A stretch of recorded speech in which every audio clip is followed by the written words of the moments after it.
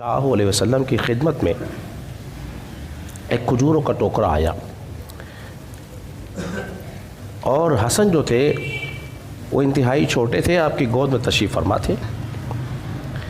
تو انہوں نے ایک کھجور اٹھائی اور اس کو منہ میں ڈال لی. نبی کریم صلی اللہ علیہ وسلم نے فرمایا کخ کخ کے الفاظ فرمایا آپ نے پھینک دو، نکال دو، اور انگلی ڈال کے منہ سے اس کو نکال دی. اور پھر ایک جملہ ارشاد فرمایا کہ اہل بیت پر صدقہ حرام ہے، اہل بیت پر صدقہ حرام ہے. قربان جائیے نبی کریم صلی اللہ علیہ وسلم کی ذات اقدس کے کہ جن کو اللہ رب العزت نے وَيُعَلِّمُهُمُ الْكِتَابَ وَالْحِكْمَةَ دے کر بھیجا ہے. علم بھی ہے، حکمت بھی ہے. کس طرح حکمت عملی سے آپ بچے کی تربیت کر رہے ہیں.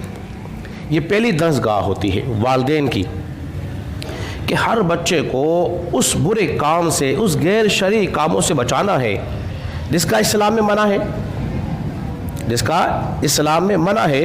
یہ والدین کی کیا ہے؟ ذمہ داری ہے کہ اپنے بچوں کو بچائیں ان غیر شرعی کاموں سے. تو والدین تو بڑے خوش ہوتے ہیں. حال یہ ہے اگر بچہ کوئی غلط کام کرتا ہے والدین خوش ہوتے ہیں، بچہ گالی دے تو والدین خوش ہوتے ہیں، واہ واہ کرتے ہیں. اور جب وہی بچہ بڑا ہو کر انہیں گالی دے تو پھر ماں باپ شکایت کرتے ہیں کہ ہمارے بچے ہمیں گالی دے رہے ہیں. بھئی تربیت آپ نے کی نہیں، رسول اللہ صلی اللہ علیہ وسلم نے تربیت کر کے بتائی ہے. دیکھیے مال جو ہیں وہ تین قسم کے ہیں. ایک مال فے ہے، اور ایک مال صدقات ہے، اور ایک مال غنیمت ہے.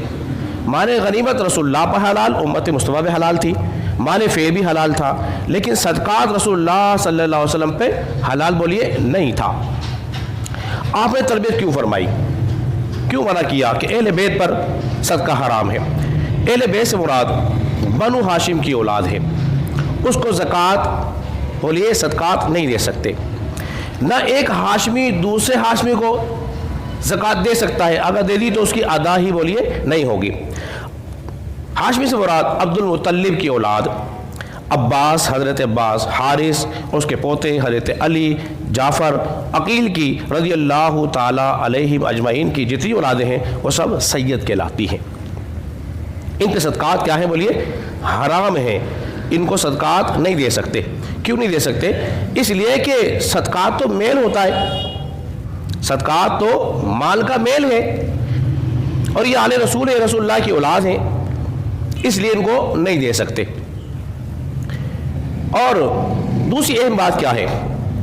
دیکھیے ایک تو آپ نے تربیت کی، ٹھیک ہے جی، اور دوسرا کئی کفار، اسلام کے دشمن اسلام کئی الزام نہ لگا دیں، ان کو موقع نہ مل جائے کہ انہوں نے نیا دین اس لیے گھڑا ہے کہ ہم سے مال وصول کر لیں اور اپنے بچوں کے مال جمع کرائیں. سمجھیے اس حکمت کو کہ کوئی اسلام کا دشمن یہ اعتراض اٹھا دے کہ یہ تو مال اس لیے لیتے ہیں تاکہ اپنا مال بھریں، اپنے گھر کو بھر لیں، اپنی اولاد کا بینک بیلنس ہو جائے. لیکن قربان جائیے اللہ تبارک و تعالیٰ کے کہ اللہ نے اپنے حبیب کی زبان سے اعلان کروا دی قُلْ لَا أَسْأَلُكُمْ عَلَيْهِ أَجْرًا، میں جو تمہیں تبلیغ اسلام کر رہا ہوں نا، میں تم سے اس کا اجر نہیں چاہتا. اس کے بدلے دنیا کی مال و متاع کی مجھے حاجت نہیں ہے، صرف ایک ہی حاجت ہے. وہ کیا ہے؟ تم میری اہل بیت سے محبت رکھو، تم میرے گھر والوں سے پیار کرو، ان کی محبت میں جیو، ان کی محبت میں مرو. تمہارا ان کی محبت میں جینا اور مرنا تمہیں دنیا میں بھی نفع دے گا اور آخر میں بھی نفع دے گا. آخری بات کر کے اپنی گفتگو ختم کرتے ہیں. نبی کریم صلی اللہ علیہ وسلم نے ارشاد فرمایا جس نے میری اہل بیت کے ساتھ جو سادات کرام ہیں، جو سید زادے ہیں، ان کے ساتھ حسن سلوک کیا، اچھا برتاؤ کیا. کیا کیا؟ اچھا برتاؤ کیا. نبی پاک علیہ السلام فرماتے ہیں قیامت کے دن میں اس کو اس کا صلہ عطا فرماؤں گا. قیامت کے دن، قیامت میں کیسی پریشانی کا عالم ہوگا، نفسی کا عالم ہوگا. ہر ایک کو نیکیوں کی حاجت ہوگی، ہر ایک منتظر ہوگا کہ مجھے کوئی نیکی مل جائے، کسی کا سہارا مل جائے، کسی کی رحمت شفقت ہو جائے. رسول اللہ نے فرمایا جو میری اہل بیت کے ساتھ محبت کرے گا، ان کے ساتھ اچھا سلوک کرے گا، تو قیامت کے دن میں اس کا صلہ اس کو عطا فرماؤں گا. یہ حکمت عملی تھی، اور ہمیں یہ درس بھی مل رہا ہے کہ ہم نے اپنے بچوں کی تربیت بھی کرنی ہے، انہیں سکھانا ہے، آداب بھی سکھانے ہیں۔ اس لیے ہم بار بار اس روایت کو بیان کرتے ہیں، اپنی اولاد کو 3 کام ضرور سکھاؤ۔